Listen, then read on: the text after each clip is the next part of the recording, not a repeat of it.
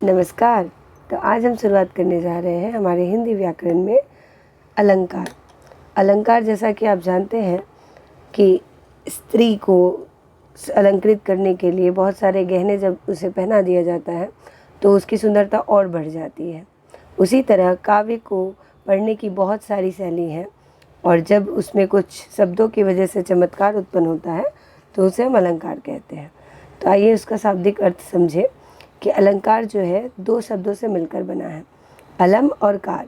यहाँ पर अलम का अर्थ है आभूषण और कर का अर्थ है सुसज्जित करने वाला।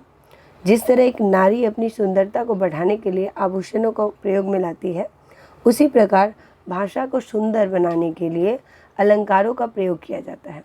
अर्थात जो शब्द काव्य की शोभा को बढ़ाते हैं उसे अलंकार कहते हैं। जैसे कि कुछ उदाहरण देखिए, राम नाम मनि द्वीप बरु जिहि देहरी द्वार, माटी कहे कुम्हार से तू क्या रोंधे मोए, एक दिन ऐसा आएगा मैं रोंधूंगी तोए। फिर इसी तरह बहुत सारे और उदाहरण हम लोग देखेंगे, पर उससे पहले हम लोग पढ़ेंगे अलंकार के भेद। तो मुख्यतः अलंकार के दो भेद होते हैं, एक शब्दालंकार और एक अर्थालंकार।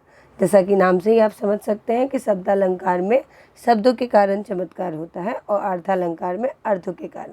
तो कक्षा 9 के लिए हम लोग शब्दालंकार पढ़ेंगे और कक्षा 10वीं के लिए अर्थालंकार।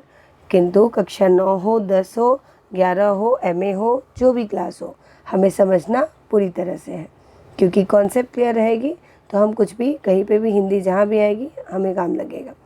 तो आगे हम बढ़ते हैं शब्दालंकार से। तो शब्दालंकार जो शब्द से मिलकर बना है, शब्द और अलंकार। तो शब्द के दो रूप हैं, एक ध्वनि और अर्थ। जो हम सुनते हैं, जो हम बोल पा रहे हैं और उसका अगर अर्थ हम अगले को समझा पाए, वक्ता जो कह रहा है अगर श्रोता को समझ में आए तो इसी को सही मायने में ध्वनि का अर्थ कहा जाएगा। तो ध्वनि के आधार पर शब्दालंकार की सृष्टि होती है। इस अलंकार में वर्ण या शब्दों की लयात्मकता और संगीतात्मकता, मतलब सुंदर लय से या अच्छे संगीतमय तरीके से अर्थ का चमत्कार नहीं, जिस अलंकार में शब्दों के प्रयोग के कारण कोई चमत्कार हो, मतलब अर्थ से ज़्यादा विशेष कोई फर्क ना पड़े, आपको शब्दों के प्रयोग से अगर चमत्कार समझ में आए तो उन्हें कहते हैं शब्दालंकार।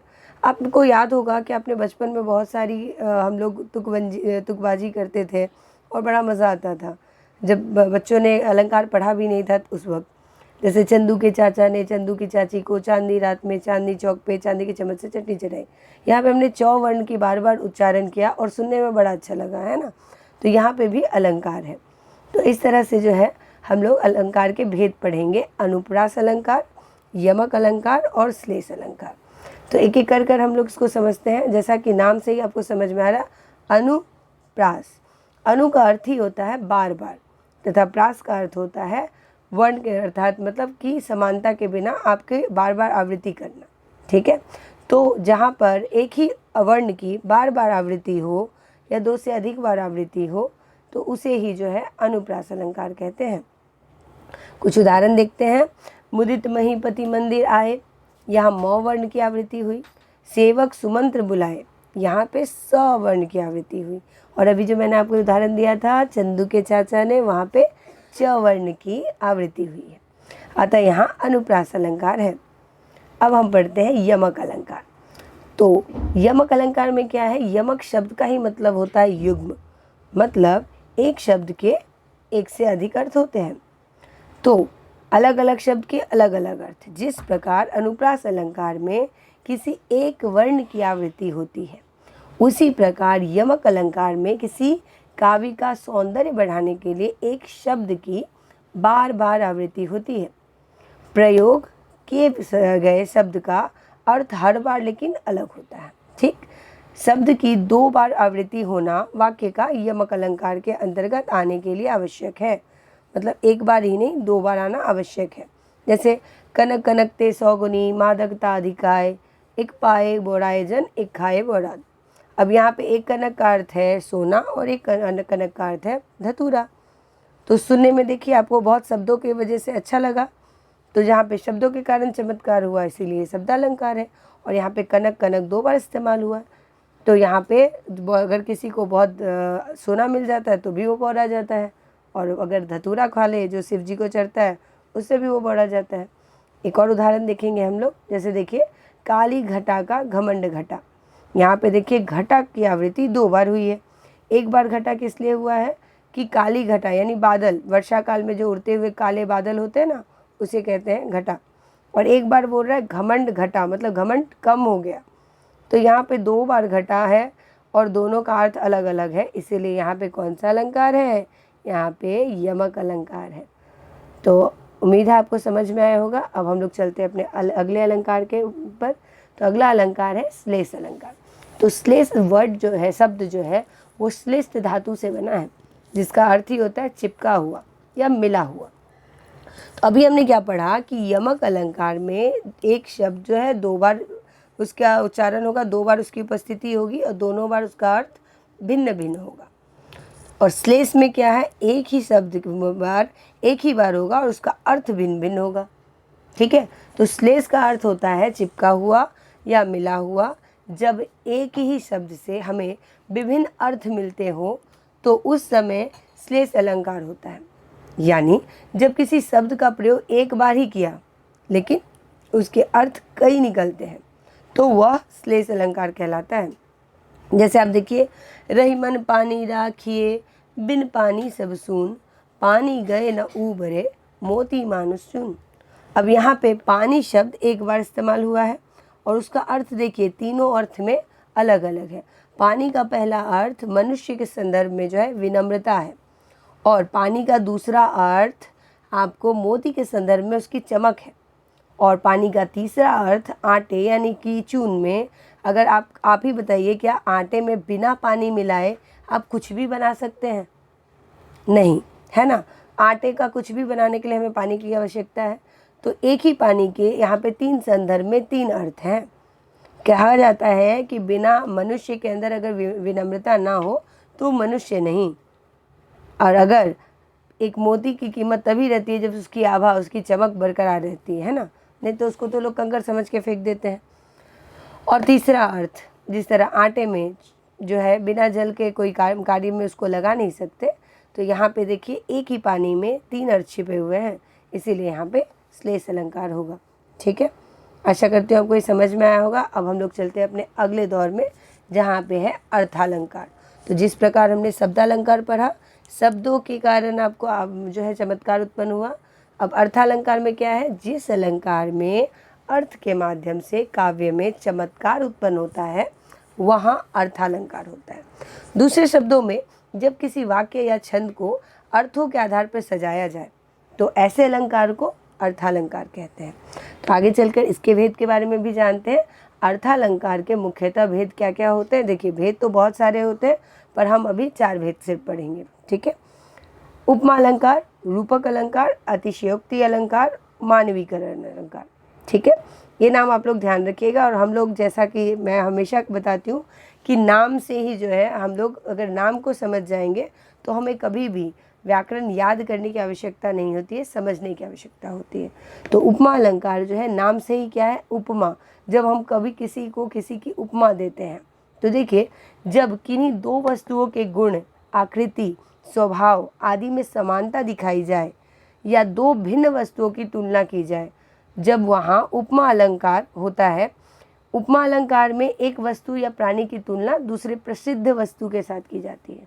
आपने देखा होगा, आपके घर पे भी बहुत बार आपकी तुलना की जाती है कि उसके बेटे को देखो, उसका मार्क्स कितना अच्छा है, वो देखो कितने अच्छे से बिहेव करता है, वो देखो कितने अच्छे से काम करती है। तो इस हिसाब से जो है आपको ये बचपन से आपने सुना है। तो कभी भी तुलना जो है उस वस्तु से की जाती है या उस व्यक्ति से की जाती है जो उससे थोड़ा सुपीरियर हो या थोड़ा फेमस हो। ठीक है, तो अब जो है उपमा अलंकार कभी भी हम कंपैरिजन करते हैं एक वस्तु की या एक प्राणी की दूसरे से, उसके गुण के बारे में या उसकी आकृति या उसके स्वभाव के बारे में। तो उपमा के जो है 4 अंग होते हैं। ये 4 अंग अगर आप एक बार समझ गए तो उसके बाद आपको कभी भी अलंकार समझने में कोई दिक्कत नहीं होगी, क्योंकि अर्थालंकार में आपको ये 4 अंग जानने ही है, आवश्यक है। मैं आपको एक सिंपल सा उदाहरण देती हूँ, इससे आपको बड़ी आसानी से आप ये 4 अंग खुद समझ जाएंगे। तो उपमा अलंकार के 4 अंग होते हैं, एक उपमेय, दूसरा उपमान, तीसरा साधारण धर्म और चौथा वाचक शब्द। अब मैं एक सिंपल सा वाक्य बताती हूँ। मान लीजिए कक्षा में एक बच्चा सो रहा है, बड़ी देर से सो रहा है। अब कक्षा में शिक्षिका ने कहा कि उसका नाम राहुल है, राहुल जो है कुंभकर्ण की तरह सो रहा है। ठीक, अब कुंभकर्ण और राहुल में क्या समानता दिखी? कुछ तो समानता दिखी, तभी तो मैंने उसको किसका उपमान दिया? उसको मैंने कुंभकर्ण का उपमान दिया। यहाँ पे उपमा अलंकार है। अब मुझे आप बताइए कि मैंने किसे उपमान दिया? राहुल को, है ना। तो राहुल यहाँ पे क्या हो जाएगा? उपमेय। ठीक, मतलब जिसकी तुलना की जाएगी वो रहेगा उपमेय। अब किससे तुलना की गई है? उसके सोने की तो किससे तुलना की गई है? कुंभकर्ण से, तो कुंभकर्ण हो जाएगा उपमान। ठीक, अब साधारण मतलब सिंपल, जो दोनों में कॉमन हो। ठीक, तो दोनों में कॉमन क्या है? दोनों में सोना। ठीक है, तो दोनों में जो सोने का धर्म है वो सेम है। और वाचक शब्द मैंने किससे आपको समझ में आया कि मैं कंपैरिजन कर रही हूँ? मैंने क्या कहा? राहुल कुंभकर्ण की तरह सो रहा है, तो राहुल हो गया उपमेय, कुंभकर्ण हो गया उपमान, और सोना हो गया साधारण धर्म, और की तरह हो गया वाचक शब्द। ठीक है, तो इसके बाद मैं आपको एक कीवर्ड भी बताऊंगी जिससे आप आराम से समझ पाएंगे। तो एक और उदाहरण देखते हैं। सागर सा गंभीर हृदय हो, गिरी सा ऊंचा हो जिसका मन। मैंने क्या कहा? जिसका मन, यानी कि किसकी तुलना हो रही है? मन की तुलना हो रही है, तो मन क्या हो गया? उपमेय हो गया। अब आप बताइए तब उपमान क्या हो गया? अच्छा, यहाँ पे क्या सिर्फ मन की बात हो रही है? नहीं, यहाँ हृदय की भी बात हो रही है। सागर सा गंभीर हृदय हो, गिरी सा ऊंचा हो जिसका मन, यानी कि हृदय और मन, इस दोनों का जो है कंपैरिजन हो रहा है। किससे हो रहा है भाई? तो हृदय का हो रहा है सागर से, और मन का हो रहा है गिरी सा ऊंचा, मतलब पर्वत सा ऊंचा। ठीक है, तो उपमेय क्या अभी मैंने समझाया आपको? जिस वस्तु या व्यक्ति के बारे में बात की जा रही है या जो वर्णन का विषय है वो उपमेय कहलाता है। ऊपर दिए गए शब्द में क्या होगा? हृदय और मन। और उपमान क्या होता है? जिससे उसकी तुलना की जा रही है। तो किससे की जा रही है? सागर से और गिरी से। तो ये क्या हो गया? ये हो गया उपमान। ठीक है, आगे हम बढ़ते हैं साधारण धर्म। तो दोनों में देखिए साधारण धर्म क्या है? साधारण धर्म क्या है? एक को कह रहा है क्या? सागर जैसा गहरा है। आपको कुछ दिख रहा है यहाँ पे? आपको एक दिख रहा है ना, योजक चिन्ह में सा, गिरी सा, यही है आपका कीवर्ड। जहाँ पे भी सा हो बस पकड़ लीजिएगा, यहाँ है उपमा अलंकार। ठीक है, तो ये रहा आपका कीवर्ड। साधारण धर्म क्या है दोनों में? साधारण धर्म है उपमेय और उपमान में समानता का धर्म, अर्थात दोनों के गुण में। क्या गुण था अभी? कि सागर जैसा हृदय जो है गहरा है, और मन कैसा है? गंभीर है, ऊंचा है। तो ये दोनों जो हो गए इसके साधारण धर्म। और वाचक शब्द क्या था?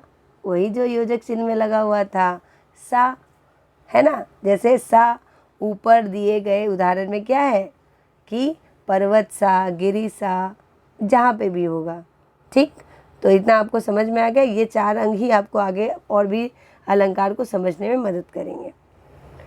अब हम लोग बढ़ते हैं रूपक अलंकार। ठीक है, तो रूपक अलंकार में आप देखिए, जैसे अभी आप फिर से एक बार रिकॉल करिए, उपमान उप अलंकार में आपने क्या किया? कंपैरिजन किया। ठीक, और रूपक में आप क्या करते हैं? जब गुण की अत्यंत समानता हो। अभी तो आपने क्या किया था? जिसका गुण ज़्यादा था उससे आपने तुलना की। अभी आप कह रहे हैं कि गुण मतलब सिमिलर है, बहुत सिमिलर है, समानता अत्यंत है। कारण, उसके कारण क्या हो रहा है? उपमेय को ही उपमान बता दिया जाए, यानी उपमेय और उपमान में अभिन्नता दर्शाई जाती है, मतलब दोनों अलग नहीं है, तब वह रूपक अलंकार कहलाता है। दूसरे शब्दों में, रूपक अलंकार में उपमान और उपमेय में कोई अंतर नहीं दिखाई पड़ता। तो अभी आप लोग उपमेय और उपमान समझे ना, इसीलिए कहा इसको समझना आवश्यक है, तब आपको रूपक अलंकार समझ में आएगा। तो यहाँ पे जिससे आप तुलना कर रहे हैं और जिसकी तुलना कर रहे हैं उसमें कोई अंतर नहीं है, इसीलिए वहाँ रूपक अलंकार होता है। जैसे देखिए, पायो जी मैंने राम रतन धन पायो, ये आपने भजन बहुत बार सुना है। यहाँ पे देखिए उपमेय क्या है और उपमान क्या है। यहाँ कह रही है भाई मैंने जो राम रतन रूपी धन है ना, वही धन है मेरे लिए। राम रतन जो है वो धन ही है मेरे लिए, कोई इसमें भिन्नता नहीं है। तो जब यहाँ पे अभिन्नता आप दिखा रहे हैं तो राम रतन को आप उपमेय और धन को आप उपमान कह रहे हैं, और दोनों में आरोप लगा रहे कि भाई दोनों अभिन्न है, राम रतन ही धन है मेरा, तो यहाँ पे क्या होगा, रूपक अलंकार होगा। ठीक है, आशा करती हूँ आपको समझ में आया होगा।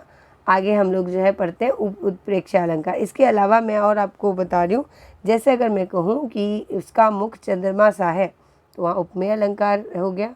अगर मैं कहूँ कि उसका मुख चंद्रमा है तो मैंने क्या कहा, यहाँ पे रूपक अलंकार मैंने कह दिया। ठीक है, आगे हम लोग पढ़ते हैं उत्प्रेक्षा अलंकार। अगेन उपमेय उपमान याद कीजिए, जिसकी तुलना, जिससे तुलना, तो जहाँ उपमेय को ही उपमान मान लिया जाता है। अभी आपने क्या पढ़ा रूपक में कि उसमें कोई भिन्नता नहीं दिखाई जाती है कि रतन, प्रेम रतन धन और दोनों सेम है, राम जी का नाम और उनके लिए धन दोनों बराबर है, दोनों अलग एंटिटी है लेकिन दोनों में भिन्नता नहीं है। उत्प्रेक्षा में क्या है, आपने मान लिया कि वो वही है, एकदम कंफर्म, जो रियल है उसको आपने अप्रस्तुत मतलब इनविजिबल कर दिया। जहाँ उपमेय को ही उपमान मान लिया जाता है, यानी अप्रस्तुत को प्रस्तुत मानकर वर्णन किया जाता है, मतलब जो चीज़ है ही नहीं आपने वही बता दिया, वहाँ पे उत्प्रेक्षा अलंकार होता है। और यहाँ का कीवर्ड पता है क्या है, उत्प्रेक्षा अलंकार का बड़ा ही साधारण आपको कीवर्ड दे देती हूँ, जहाँ लिखा हो जानहूँ, मानहूँ, ठीक है, इव, ज्यों, जो ये सारे शब्द जो है आपको याद कर लीजिएगा, ये कीवर्ड है। आंख बंद करके वहाँ पे आप लोग उत्तर आप जो है उत्तर लगा दीजिएगा, क्या, उत्प्रेक्षा अलंकार। अब एक उदाहरण देखते हैं, देखिए यहाँ पे, कहती हुई यों उत्तरा के नेत्र जल से भर गए, हिम के कणों से पूर्ण मानो हो गए पंकज नयन। अब आप देख रहे हैं यहाँ पे आपको एक तरफ कमल का फूल दिख रहा है और एक तरफ आपको एक रोती हुई लड़की दिख रही है। ठीक है, तो यहाँ पे क्या, इनके रोते हुए अश्रुधारा को क्या कहा जा रहा है कि जिस प्रकार कमल के पत्ते पर ओस की बूंदें गिरती हैं, वह उनका रोना एकदम वही लग रहा है। तो आपने क्या किया, आपने पूरा उनका रोने को जो है अपने दूसरे ही तरीके से वर्णन कर दिया। मैंने आपने क्या यहाँ पे देखियो, आपको दिख रहा हो मानो, मैंने अभी आपको कीवर्ड बताया, तो मानो, जानो, मनहूँ, जनहूँ, ठीक है, ये सारे जो है कीवर्ड है, ये जहाँ रहेगा आप आराम से उत्प्रेक्षा अलंकार लगा देंगे। ठीक है, यहाँ पे आप दिखा रहे हैं कि वही चीज़ है। ठीक, अब हम लोग पढ़ेंगे तीसरा हमारा अतिशयोक्ति अलंकार। यहाँ जो है स पूरा हो गया, आधा होगा, अतिशयोक्ति अलंकार। ठीक है, तो यहाँ पे है क्या है, जब भी आपको ये चीज़ का, इसी चीज़ का एहसास हो कि बहुत ज़्यादा हो गया, ठीक, बहुत ज़्यादा हो गया, अगर मैंने कहा कि बहुत ज़्यादा हो गया मतलब एक, जैसा कि आप दंतरित मुस्कान में आप लोग पढ़ेंगे, वहाँ पे लिखा हुआ है कि तुम्हारी मुस्कान के आगे, आपकी जो तुम्हारी यह दंतरित मुस्कान मृतक में भी जान डाल देगी जान। तो ये तो अतिशयोक्ति हो गया ना, कि एक बच्चे की मुस्कुराहट से एक मुर्दे में जान कैसे आ जाएगी। तो जब भी आपको ऐसा लगे कि अति हो रहा है तो बस समझ जाइए अतिशयोक्ति अलंकार है। तो देखिए, जब किसी वस्तु या व्यक्ति आदि का वर्णन बहुत बढ़ा चढ़ाकर किया जाए तथा तब वहाँ अतिशयोक्ति अलंकार होता है। इस अलंकार में नामुमकिन तथ्य बोले जाते हैं। अभी जैसे मैंने आपको एक उदाहरण दिया ना, वो नामुमकिन है कि नहीं, किसी बच्चे के हंसने से क्या मृतक में प्राण आ जाएगा, नहीं ना। तो उसी तरह जैसे देखिए यहाँ पे ये आप लोगों ने पढ़ा है कि आगे नदियाँ परी अपार, घोड़ा कैसे उतरे पार, राणा ने सोचा इस पार, तब तक चेतक था उस पार। तो एक नहर को पार करने के लिए राणा जो है, राणा जी सोच रहे हैं कि अब कैसे पार करूं, तब तक चेतक पार कर चुका है। जो कि एक घोड़े के लिए एक पूरा नहर पार करना ये संभव नहीं है, लेकिन ये अतिशयोक्ति अलंकार यहाँ पे लगता है। सो ऊपर दी गई पंक्तियों में बताया ही गया है कि महाराणा प्रताप के सोचने की क्रिया खत्म होने से पहले चेतक ने नदियाँ पार कर दी। यह महाराणा प्रताप के घोड़े चेतक की अतिशयोक्ति है एवं इस तथ्य को लोक सीमा से बहुत बढ़ा चढ़ाकर वर्णन किया गया है, अतः यह उदाहरण अतिशयोक्ति अलंकार के अंतर्गत आएगा। ठीक, अब देखिए जैसा कि ये लास्ट है, आप देखिए जैसा कि मानवीकरण अलंकार, मानव से बना है मानवीकरण अलंकार। अब आप जानते हैं बहुत सारी ऐसी चीज़ें हैं जो हम लोग रोज़मर्रा में इस्तेमाल भी करते हैं। एक निर्जीव वस्तु को जब हम मानवीकरण माने मानव, इंसान, लिविंग थिंग बना देते हैं, जो बचपन में हम लोग करते थे ना कि बच्चे को अगर टेबल से चोट लग जाता है तो बोलते हैं टेबल को मार दिया करते हैं, बोलते हैं ओहो बच्चे को चोट लग गई, मारो टेबल को। तो यहाँ पे मैंने क्या बताया, उसको मानवीकरण कर दिया है ना। तो उसी प्रकार बहुत सारे कविताएं जब आप पढ़ेंगे तो हम लोग क्या पढ़ रहे हैं, अलंकार है ना। तो जब प्राकृतिक वस्तुओं जैसे पेड़ पौधे बादल आदि में मानवीय भावनाओं का वर्णन हो, यानी निर्जीव चीज़ों में सजीव होना दर्शाया जाए, तब वहाँ मानवीकरण अलंकार होता है। उदाहरण के लिए देखिए, फूल हंसे कलियाँ मुस्काई। अब आपको पता है फूल हंसते नहीं हैं, इंसान हंसते हैं, और कलियाँ भी मुस्कुराती नहीं है, इंसान मुस्कुराते हैं। लेकिन आपने यहाँ पे मानवीकरण अलंकार बताया है, जैसा कि ऊपर क्या दिया है कि उदाहरण में ही दिया गया है कि फूल हंस रहे हैं और कलियाँ मुस्कुरा रही हैं। तो ऐसी जब चीज़ें आपको दिखाई दे तो आप समझिएगा कि यहाँ मानवीकरण अलंकार है। ठीक है, आप लोगों का जो है उत्साह अट नहीं रही है। ठीक है, इस कविता में भी आप देखेंगे मानवीकरण अलंकार का बखूबी इस्तेमाल किया गया है। तो जब आप चीज़ों को समझ जाएंगे तो आप अपने पाठ को ही पढ़ते वक्त खुद ही बताएंगे कि मैम आपने जो पढ़ाया था ये तो यहाँ पे ये अलंकार है। तो आप जब खुद आइडेंटिफाई करना सीख जाएंगे तो इससे बड़ी और अचीवमेंट कुछ हो ही नहीं सकती। इसीलिए कॉन्सेप्ट को क्लियर करना बहुत ज़रूरी है। धन्यवाद। अच्छा लगे तो ज़रूरतमंद बच्चों को शेयर कीजिए। बहुत बहुत शुक्रिया।